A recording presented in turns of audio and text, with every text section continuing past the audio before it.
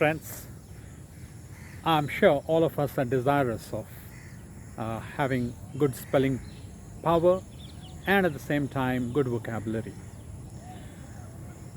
One of the ways to improve our spellings and vocabulary is to expose ourselves to good reading.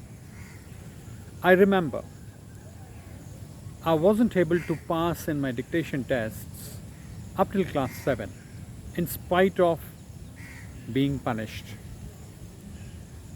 The punishment used to be pretty severe one. My English teacher used to put his pencil or pen between our fingers and then used to press them till we used to writhe in pain. Either he used to do this or we used to even get caned. All that punishment didn't help me to become good at spellings or improve over my vocabulary. But from class 8 onwards, once I started reading, I came across a very good book of Enid Blyton. Though I was a little late for reading Enid Blyton in class 8, but still it was my beautiful experience to go through the famous 5 series. I read about 6-7 of them and I was really amazed to go through the adventures, to feel what those famous 5 used to feel.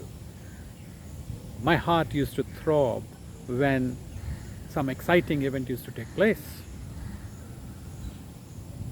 After having read Enid Blyton in class 8 itself, I switched my gears and moved over to authors like Sidney Sheldon, Arthur Haley, even Aldous Huxley I read. I came across Papillon, a French novel in which there are more than 13 attempts of Papillon trying to escape. It was a novel of 1400 pages, but it was so well written and so exciting that I went through all of those 1400 pages.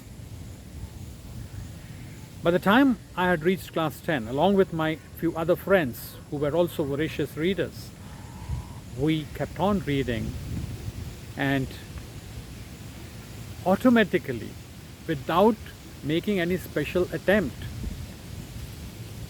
we friends became good at the usage of the language. I hope we became good.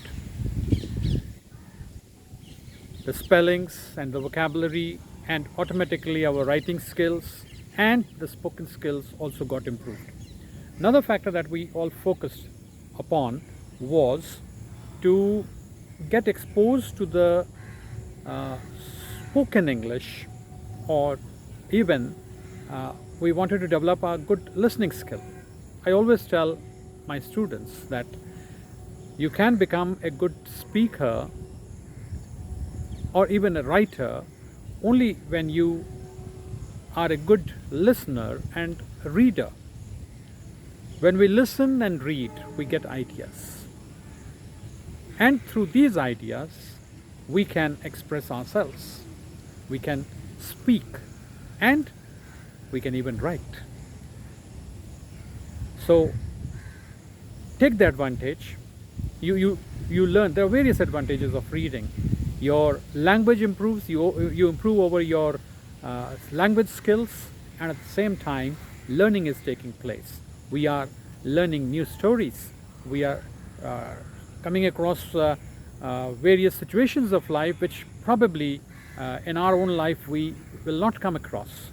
But when we read those novels, we know how to behave well. We become good at our behavior with others. We become good at understanding others' viewpoint. So it's helpful. Now, when I spoke to you about like listening skill, I'm talking about. So who to listen? That's another question. You need to listen to people you consider to be good in their pronunciation, in their accent, because you want to pick this language. if you are focused at learning English, then you should listen to good English speakers. If you want to learn any other language, whether it is Hindi or Telugu or Odia or Punjabi, then you need to come across good native speakers.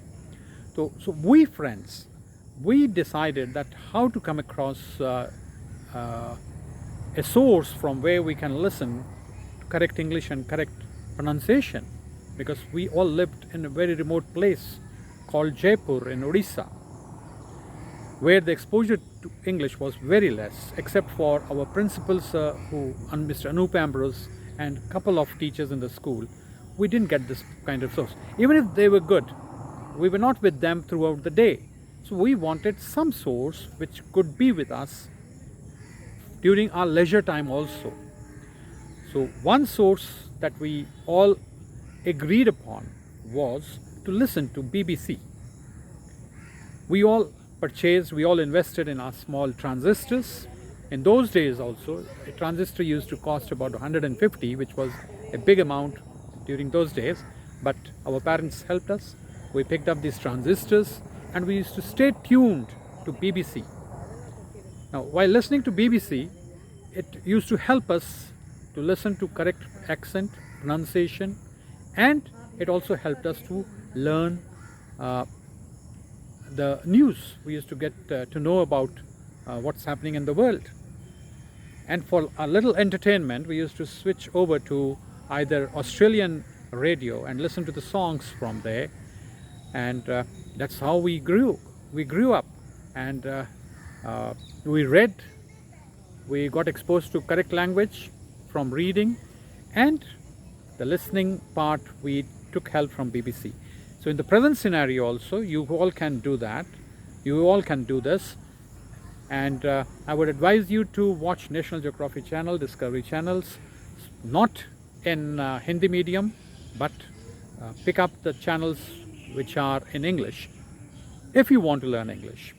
And if you want to learn any other language, you can go for those very channels, which I'm sure will help you to become good in whichever language you want to learn. Thank you.